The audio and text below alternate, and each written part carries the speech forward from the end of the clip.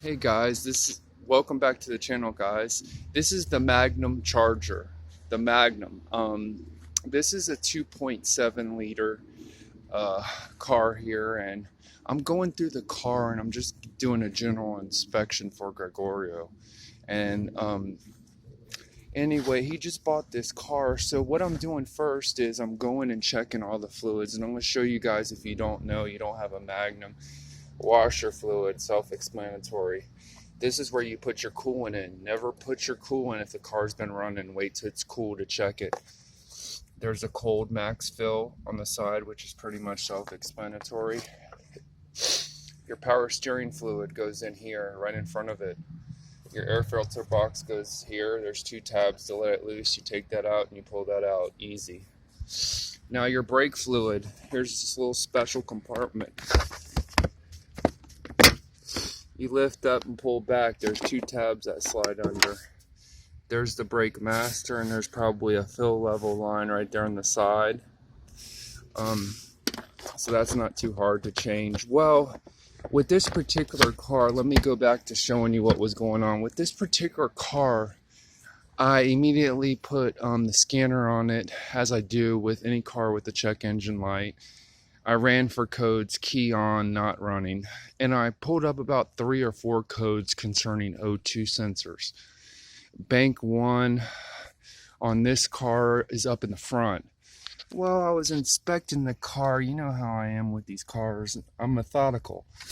So I came down here and I was just inspecting, and boom, right there staring back at me, you see the clip is broken on the back of the O2 sensor.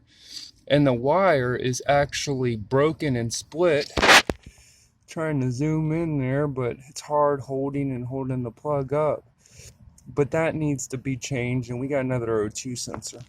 Now, I've driven the car. They asked me to drive the car from Tampa out here to Spring Hill. I did that.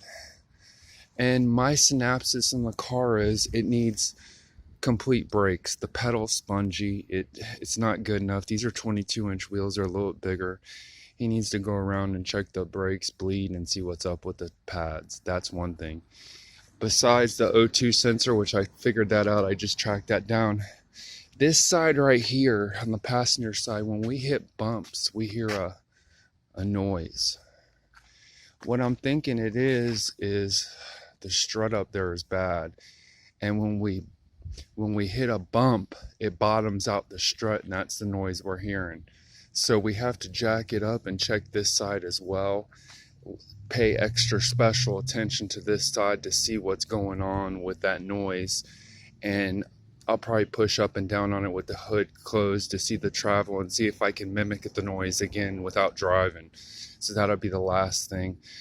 He thinks he needs tires, but I think they're okay. Other than that, if I own this car, I'd probably give it a tune-up, clean everything up, the throttle body, the rest of the car, and change out that O2 sensor over there, because it's definitely an issue. And probably pull the rest of them, clean them with a wire brush and carb cleaner.